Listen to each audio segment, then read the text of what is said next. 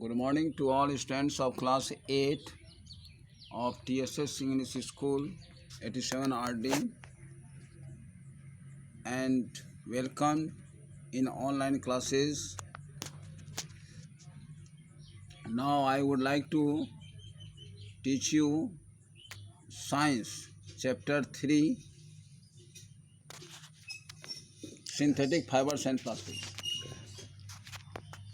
Class 8 Science Materials, Synthetic Fibers and Plastics.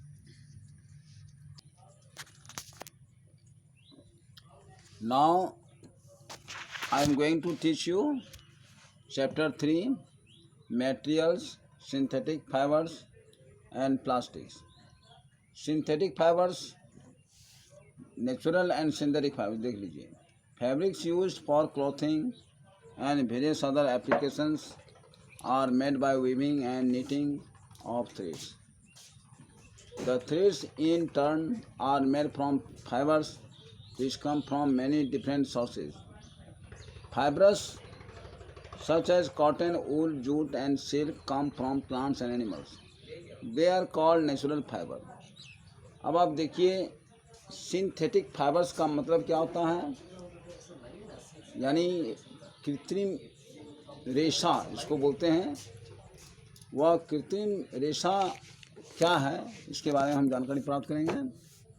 तो fabrics use for यानी कपड़े के लिए जो रेशा प्राप्त किया जाता है यानी उपयोग में लाया जाता है, और भी बहुत सारे कामों के लिए जो उपयोग में लाया जाता है.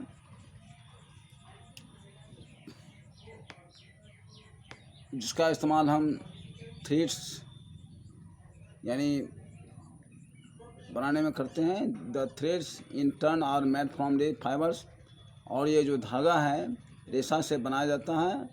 Which come from many different sources, जो हर सोर्स से आता है. Fibres such as cotton, wool, jute and silk come from plants and animals. Fibres जैसे कि आप कॉटन यानी रुई का फाइबर्स कहिए, या वूल का फाइबर्स कहिए, जूट, रेशम, ये सब का जो फाइबर्स है यानी कॉटन प्लांट से आता है, वूल प्लांट से, जूट इस तरह से. तो ये सब हो गया नेचुरल फाइबर्स यानी प्राकृतिक रेशे. यानी प्राकृतिक पौधे से जो प्राप्त हमें रेशा है उसी को बोलते हैं natural fibres. Fibres made from chemical derived from wool, coal and और petroleum are called man made और सिंथेटिक फाइबर्स. तो वह फाइबर्स जो मनुष्य के द्वारा बनाया जाता है केमिकली ढंग से यानी रासायनिक ढंग से, तो उसे हम कहते हैं मानव निर्मित रेशा. Rayon, nylon and polyester are synthetic fibres. तो कृत्रिम रेशा जैसे कि रेयन हुआ, नायलॉन हुआ और पॉलिस्टर हुआ, ये सब सिंथेटिक फाइबर्स में आता है. Among synthetic fibers, rayon is made from chemical, often from wood, whereas nylon and polyester are made from chemicals, often from coal and petroleum. जैसे कि आप जानते हैं रेयन जो आपका सिंथेटिक फाइबर है वह रासायनिक पदार्थ से बनता है, और वह रासायनिक पदार्थ जो है लकड़ी से हमें प्राप्त होता है. जहाँ की नायलॉन और पॉलिस्टर की बात है, तो ये नायलॉन और पॉलिस्टर जो है ये भी आपका रासायनिक पदार्थ से ही बनता है, लेकिन वह रासायनिक पदार्थ जो कहाँ से आता है, कोल और पेट्रोलियम से आता है. Some people argue that rayon is not a true synthetic material because it source wood is a natural material. कुछ लोगों का कहना है कि रेयन जो है ये सिंथेटिक मटेरियल नहीं है, यानी मानव निर्मित नहीं है. क्योंकि इसका स्रोत जो है वुड है, और वुड जो है प्राकृतिक मटेरियल है. तो इसलिए लोगों का ये तर्क कुछ हद तक सही है. However, since rayon is not obtain directly from would, लेकिन रेयन जो है वुड से सीधा यानी डायरेक्ट कहिए वह उपलब्ध नहीं होता है। In the same sense as the other natural fibres, उसी तरह से प्राकृतिक रेशे के अर्थ में जैसे कि कॉटन हुआ, it is classified as a synthetic fibre. तो कॉटन जो है सिंथेटिक फाइबर के रूप में वर्गीकृत किया जाता है। सिंथेटिक फाइबर में हैव मैनी एडवांटेजेस और ओवर नेचुरल फाइबर्स। तो सिंथेटिक फाइबर में बहुत सारा गुण छुपा हुआ रहता है और उससे बहुत सारे लाभ भी हैं, यानी नेचुरल फाइबर की अपेक्षा। Synthetic fibre is last longer. Synthetic fibre जो होता है बहुत ही टिकाऊ होता है, यानी बहुत लास्टिंग करता है। They have stronger and make tough and durable fabric. और ये विशेषकर ज़्यादा ताकतवर होता है और ये ड्यूरेबल फैब्रिक्स का यानी दोहरी सूत यानी धागे में बना जाता है। They are colour resistant and don't bleed colour when washed. They are colour resistant, ये रंग प्रतिरोधी कहलाता है। And don't bleed colour when wash, और जब हम इसको धोते हैं तो इससे कलर का वाश नहीं हो पाता है, यानी रंग नहीं जाता है। They are easy to dry, और इसे सुखाना भी आसान है। They retain the crease longer and don't wrinkle, और चूँकि ये रिंकल भी नहीं होता है, यानी जैसे कि कपड़ा में ये जो होता है समेटना, तो वह समेटना नहीं हो पाता है, यानी सीधाई में ज़्यादा रहता है कने वो लोग। They don't shrink when washed, और जब इसको धोया जाता है तो इसको श्रिंक करने की ज़रूरत भी नहीं पड़ती है, यानी मचोड़ने की भी ज़रूरत नहीं पड़ती है। अब आ जाइए polymerisation. Polymerisation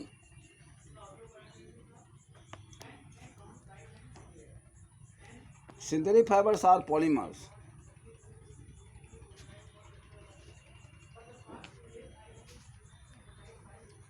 Synthetic fibers polymer कहलाता है। A polymer is a large molecule formed by the combining of many small molecules, each of which is called a monomer. तो पॉलीमर जो होता है ये जो है मोनोमर के मेल से बना एक संयुक्त रूप है जिसमें बहुत सारी मॉलिक्यूल्स मौजूद होते हैं। The process of combining the monomers to form a polymer is called polymerisation. तो इस प्रकार से हम देखते हैं कि मोनोमर्स को कंबाइन करने की जो प्रक्रिया है, यानी बहुत सारा मोनोमर को एक साथ बनाने की जो प्रक्रिया है, जो पॉलीमर कहलाता है, उसी को बोलते हैं पॉलीमराइजेशन, यानी पॉलीमेरीकरण। Polymerisation can be of various kinds, ये बहुत से प्रकार के होते हैं। जैसे एग्जांपल के लिए addition polymerisation and condensation polymerisation. तो रेयन जो है, rayon was the first synthetic fibre. It is cellulose fibre and considered to be a replica of the natural fibres cotton and silk. Rayon सबसे पहला synthetic fibre था। चूँकि ये cellulose का बना होता है, it is a cellulose fibre, ये सेलुलोज से बनी होती है और considered to be a replica of the natural fibres cotton and silk. ये कॉटन और सिल्क से मिल करके बना होता है। The process to make rayon was first developed in the USA, और इसका निर्माण सबसे पहले USA में हुआ था। Later a modified process called viscose process was developed in Europe. उसके बाद में इसको बनाने के जो जटिल तरीका कहिए, इससे मैंने आगे का जो रूपांतरित भाग है जिसको कि हम विस्कस प्रोसेस कहते हैं, यह विस्कस प्रोसेस जो है यूरोप में इसका विकास किया गया था। Because of which rayon was also known as viscose in Europe, जिसके कारण रेयन को विस्कस इन यूरोप कहा जाता है, यानी यूरोप में विस्कस कहा जाता है। अब आ जाए मेकिंग रेयन। रेयन बनाने का तरीका क्या है। Rayon is made from wood, which is first converted into wood pulp and then treated with chemicals to form a viscous solution called viscous. तो रेयन को वुड से बनाया जाता है, रेयन को वुड से बनाया जाता है जो कि कन्वर्ट किया जाता है, which is first converted to wood pulp, जो वुड पल्प में इसको कन्वर्ट किया जाता है, यानी लकड़ी का जो पल्प होता है उसमें ये कन्वर्ट किया जाता है and then treated with chemical, और उसके साथ कुछ रासायनिक पदार्थ मिलाया जाता है जिससे वह विस्कस सॉल्यूशन बनता है और उस सॉल्यूशन को हम कहते हैं विस्कस। तो cellulose plus sodium hydroxide alkali cellulose, तो सेलुलोज के साथ अगर सोडियम हाइड्रोक्साइड मिला देते हैं तो अल्कली सेलुलोज बनता है। ये अल्कली सेलुलोज फिर कार्बन डाइसल्फाइड के साथ अगर मिलता है तो ऑरेंज कलर्ड क्रम्स बनता है, फिर ऑरेंज कलर्ड क्रम्स को सोडियम हाइड्रोक्साइड के साथ फिर मिला देते हैं तो विस्कस सॉल्यूशन बनता है। तो अब हम जान गए कि विस्कस सॉल्यूशन का निर्माण कैसे होता है। अब the fibres are made by passing the viscose solution through the fine holes of a shower head called spinneret into an acid bath. They are finally spun into rayon yarn. तो viscous solution sulphuric acid के साथ मिलकर cellulose और filament बनाता है जो आगे चल के यार्न बनाता है। अब देख लीजिए इसका usage. Rayon is highly absorbent and is therefore used to make gauze for covering wounds. Rayon का इस्तेमाल जो है ये शोषक के रूप में किया जाता है जो घाव को कवर करने के लिए एक पट्टी के रूप में बनाया जाता है। It is soft, comfortable and absorbent like cotton and has the shine of silk. यह बहुत ही मुलायम होता है, आरामदायक होता है और अच्छे शोषक भी होता है, जल शोषक होता है जो कि, और ये जो है कॉटन के तरह इसमें चमक आता है। This properties make it a good fabric for clothing. तो ये जो गुण है इसके, ये एक अच्छे कपड़े बनाने में भी इसका काम आता है। ये drapes like silk and much cheaper, hence a good fashion fabric at much less cost. और ये जो है रेशम के तरह बहुत अच्छा सस्ता होता है, जो फैशनेबल होता है और कम कीमत पर भी उपलब्ध होता है। Being a strong fibre, it is used as automobile tyre cord. ये मजबूत, अधिक मजबूत होने के कारण इसका इस्तेमाल जो है ऑटोमोबाइल टायर कोड के लिए भी किया जाता है। अब आ जाइए nylon. Nylon was the first introduced in 1930s। Nylon का सबसे पहला परिचय दिया गया था 1930 ईस्वी में। It is a polymer made from two monomers. ये भी एक पॉलीमर है जो दो मोनोमर से मिल करके बना होता है। ए डाई एसिड एंड ए डायएमीन। तो डाई एसिड और डायएमीन दो मोनोमर है, दोनों के मिलने से ही बनता है ये नायलॉन। ये जो प्रक्रिया है ये कंडेंसेशन पॉलीमराइजेशन कहलाता है। There are various nylons such as nylon 6, nylon 6 and 6, nylon 5 to 10. Nylon was considered a substitute for silk and because become popular as the material for women's stocking. तो इस तरह से नायलॉन जो है हर प्रकार का होता है, जैसे नायलॉन 6 एंड नायलॉन 5 to 10, ये नायलॉन के प्रकार हैं। तो nylon was considered a substitute for silk. ये रेशम के बदले में इसका उपयोग अधिकतर होता है एंड बिकम ए पॉपुलर, और एक इसका कृति कहिए, पॉपुलरिटी कहिए, बहुत ज़्यादा होता है as the material for women's stocking. जो औरतों के जो पोशाक हैं उसको बनाने में किया जाता है। Making nylon 6। अब देखिए नायलॉन 6 बनाने का क्या तरीका है।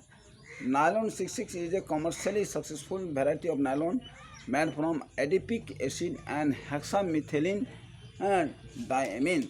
ये नायलॉन 66 जो है ये दो मोनोमर के मिलने से बनता है, एडिपिक एसिड और हेक्सा मिथाइलिन एक्सिन डायमिन के बनने से होता है।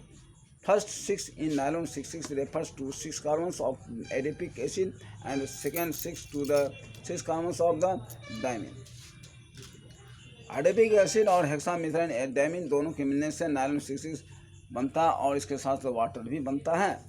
The reaction is carried out A high temperature and pressure, और ये जो प्रतिक्रिया होती है एक उच्च तापक्रम और दबाव पर होता है। The molten nylon 66 is then forced through a spirit with a very fine holes into air where it hardens into filament. अब ये पिघला हुआ जो नायलॉन 66 है, जब इसको अधिक तापक्रम और दबाव पर पिघलाया जाता है तो ये पिघलन अवस्था में इसको भेजा जाता है स्पाइनेरेट के माध्यम से, जहाँ की छोटा छोटा छिद्र होता है और वह वहाँ पर जाकर के फिलामेंट के रूप में आ जाता है। The fibres are then stretch upon cooling, और ये ठंडा होने के बाद इसका तार बनाया जाता है, यानी लंबाई में खींचा जाता है। अब आ जाइए usage. Nylon is strong and elastic material. Nylon एक मजबूत फाइबर होता है और जो कि लचकदार होता है, इलास्टिक होता है material, hand suitable for track suits, combat uniforms and parachute. और इसका इस्तेमाल जो है जैसे पैराशूट बनाने के लिए होता है, ट्रैक सूट बनाने के लिए होता है, कैम्बैट यूनिफॉर्म्स बनाने के लिए होता है। इस तरह से ये ड्राइज क्विकली और ये जल्दी सूख जाता है। हैंड सुटेबल फॉर मेकिंग स्विमियर, और ये जो स्विमर होता है, स्विमर तैराकी के लिए भी ये फायदेमंद होता है। Because of its high strength it is use to make tyre cord, और इसके अधिक स्ट्रेंथ के कारण ये टायर बनाने का भी काम में इसका आता है। It is considered much better than rayon, और ये रेयन की तुलना में बहुत ही अच्छा माना जाता है। Nylon ropes are used in mountaineer. Nylon का रस्सी भी बनाया जाता है जो माउंटेन पर चढ़ने के लिए इसका इस्तेमाल किया जाता है। Being a strong and light would material it is used for making small machine parts and fishing. इससे मछली मारने वाला जो जाल होता है वो भी इसी से बनता है, क्योंकि ये अधिक मजबूत होता है और टिकाऊ होता है और हल्की भी होती है।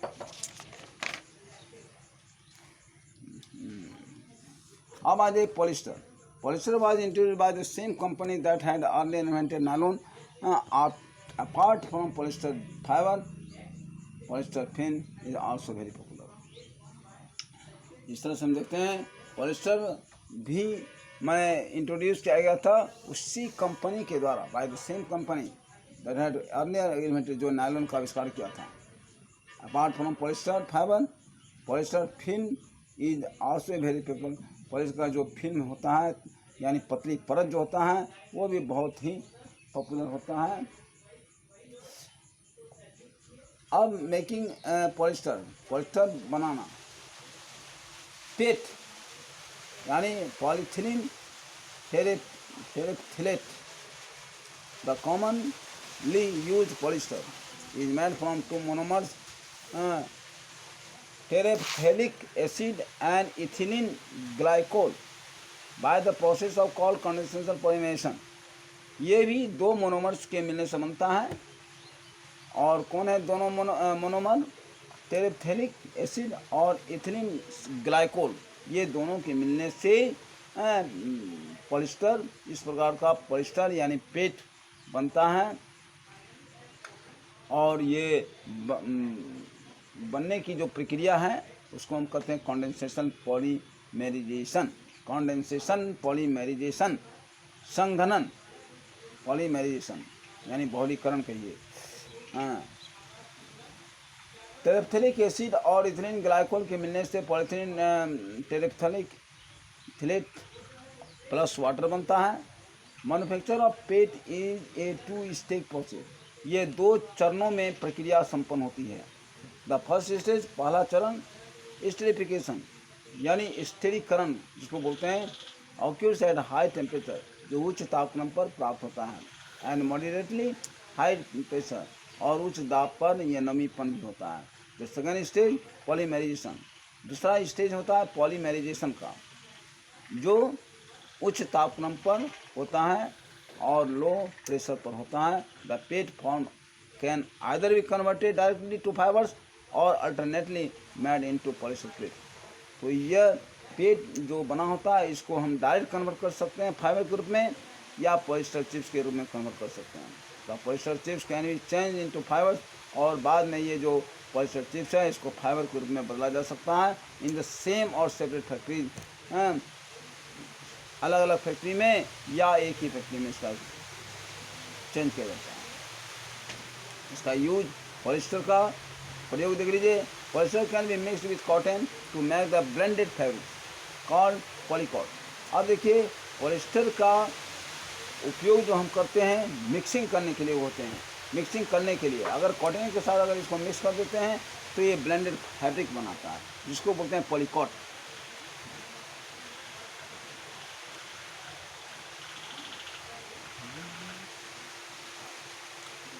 हाँ, तो it can be mixed with wool to make the blended fabric called terry wool.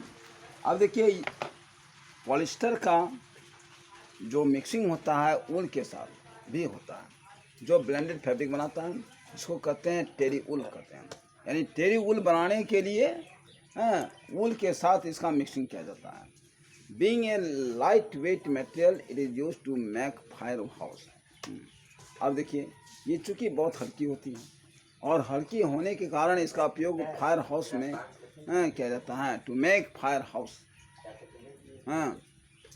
They can be carried easily and because polyester is also compact, the house don't occupy much space. Because it is lightweight, unaffected by water and resistant to sea salt, it is used to make shells of shape. अब देखिए ये चूँकि light weight इसका wait बहुत ही हल्की होती है और जल का इस पर कोई प्रभाव नहीं पड़ता है और न ही समुद्री नमक का भी इस पर कोई प्रभाव पड़ता है। It is use to make sail और जिसके कारण से इसको जहाज का सेल भी बनाया जाता है यानी पतवार की सेल मैंने पतवार। It is resistant to stretching and shrinking hence good for making curtains and drapers और इसके पर्दा भी बनाया जाता है। तो इस तरह से blended fibers are the fabrics created by combining two different fibers।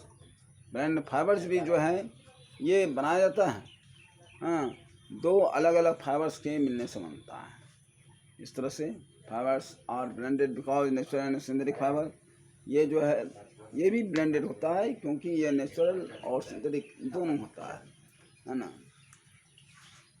Both have their own advantage, दोनों का अपना उसका गुण होता है लाभ होता है और disadvantage. Both have their own advantage and disadvantage, इसमें गुण और अवगुण दोनों होता है।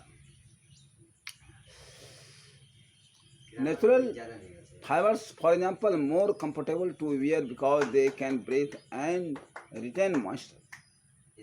नेचुरल फाइबर जो है बहुत ही आरामदायक होता है पहनने में चूँकि they can breathe and retain moisture और ये जो है इसमें मॉइस्चर नहीं होता नमीपन वो ये ठहरने नहीं देता है। However they have certain disadvantage और लेकिन हाँ इसमें कुछ माने अवगुण भी है। For example they are not very strong, लेकिन ये कुछ स्ट्रॉन्ग नहीं होता है। दे कैन श्रिंक, ये श्रिंक कर सकता है व्हेन वॉश्ड, इसको धोने पर, and are prone to moth attack. Synthetic fibres on the other hand are very strong, जबकि सिंथेटिक फाइबर बहुत ही स्ट्रॉन्ग होता है, डोंट श्रिंक, और ये श्रिंक नहीं करता है, and are resistant to the moth attack, और इसका मॉथ अटैक का ये रेसिस्टेंट भी है। However, these are not very comfortable to wear, but these are not very comfortable to wear, लेकिन इसको पहनने में आरामदायक नहीं बुझाता है। Hence the best fibers are those that combine the advantage of two or get rid of their disadvantage. A comparison of the properties of various fibers is shown. Table 3.1. ये दिखाया गया है फाइबर्स एंड कंपेरिजन। फाइबर जैसे cotton, वूल, nylon, polyester हुआ। Comfort में high, cotton में comfortable high है, वूल का कंफर्ट हाई है, नायलॉन का लो है, पॉलिस्टर का वेरी लो है। इस तरह से चार्ट आप देख सकते हैं। अब आ जाए plastics. Plastics are polymers that can be molten and molded into any desired shape. Plastic भी पॉलीमर से होता है जो कि हम इसे पिघला सकते हैं और मनचाहा रूप इसे दे सकते हैं। तो polymers you study about were given the shape of the fibre so that they could be woven और knitted into fibers.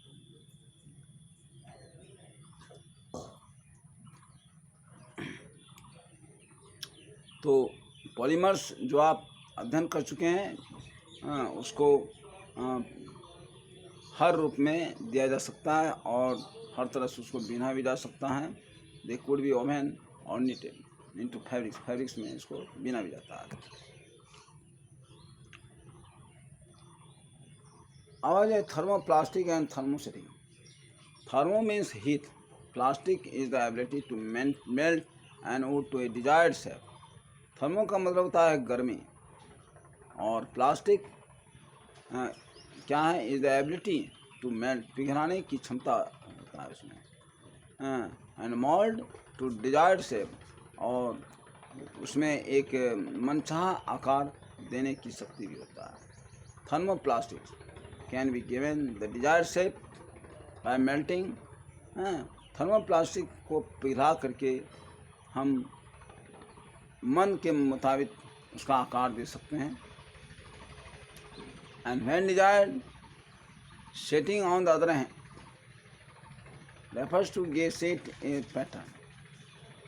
Thermosetting plastics, once molten and given a shape, get into the shape. They cannot be repeatedly molten and given new shapes. Thus, इस तरह से thermoplastics are those plastics that can be repeatedly molten and given new shapes. Thermoplastics जो है वैसे plastic हो जाता है जो कि यानी पिघलाया जा सकता है, दोबारा भी पिघलाया जा सकता है और उसे एक नए नए आकार में बदला जा सकता है। Polyethylene also called polyethylene, polyester PVC, vinyl chloride and polypropylene are thermoplastics. Thermosettings are plastics that can be moulded and given a shape only once. The thermosetting वो भी प्लास्टिक होता है जो कि पिघलाया जा सकता है लेकिन उसका आकार एक बार से ज़्यादा नहीं दिया जा सकता। They can't be given another shape by melting again, और उसे फिर दोबारा हम पिघला करके फिर उसका शेप नहीं दे सकते हैं। जैसे Bakelite and Teflon are the thermosetting plastic. जैसे बेकेलाइट और टेफ्लॉन ये जो हैं थर्मोसेटिंग प्लास्टिक्स हैं, वो एक बार पिघला करके कोई रूप दे सकते हैं लेकिन दोबारा हम पिघला कर उसके दूसरा रूप नहीं दे सकते हैं। Use of plastics are use to make water bottles and waterproof container. Plastic का उपयोग जो है वाटर बोतल्स के रूप में किया जाता है, यानी वाटर बोतल बनाने में किया जाता है और वाटर प्रूफ कंटेनर बनाने में भी किया जाता है। They are extensively use to as a packing material, और इसको पैकेजिंग मटेरियल बनाने के लिए भी किया जाता है। Plastic wrap materials are use to keep food fresh in refrigerator, और रेफ्रिजरेटर में फूड को फ्रेश रखने के लिए प्लास्टिक को मैंने चढ़ाया जाता है किसी वस्तु पर रैप करने में। यानी bakelite is use to make a electrical switch and insulating casing. Bakelite का उपयोग इलेक्ट्रिकल स्विच बनाने में भी किया जाता है। Teflon is use non stick coating in cookware. Teflon का भी उपयोग किया जाता है नॉन स्टिक कोटिंग के रूप में कुकवेयर यानी भोजन बनाने का जो पात्र होता है उसमें किया जाता है। अब आ जाए problem with excessive use of plastic. Problem with excessive use of plastic यानी प्लास्टिक का अधिक उपयोग से कुछ समस्याएं। अब देखिए क्या समस्याएं। Plastics have so many desirable property that they have proved to be extremely versatile materials with a number of uses. आप देख चुके हैं कि प्लास्टिक तो को बहुत सारे गुण हैं, लेकिन कुछ उससे कुछ परेशानियां भी हैं। However, some of the properties such as lifelong, such as long life, toughness, resistance to chemicals and biological agents that make them so useful, cause problems when the goods are past their useful life. When plastic objects are thrown away, they don't degrade either chemically or biologically. लेकिन हम बहुत plastic का उपयोग करने के बाद जब वह टूट जाता है, भंग हो जाता है, तो उसका हम ये थ्रो कर देते हैं, यानी फेंक देते हैं। तो फेंकने के बाद उसका डिग्रेड केमिकली ढंग से या बायोलॉजिकली ढंग से नहीं हो पाता है, यानी उसमें जो टूटने फूटने की क्रिया है यानी सड़ने गलने की क्रिया है वो नहीं हो पाता है। Plastic junk is therefore increasing at an alarming rate which is detrimental for the environment, जो पर्यावरण के लिए हानिकारक माना जाता है। Thank you for this reading. Now this chapter has been finished. After that, another chapter will be started in next classes. For this, thank you.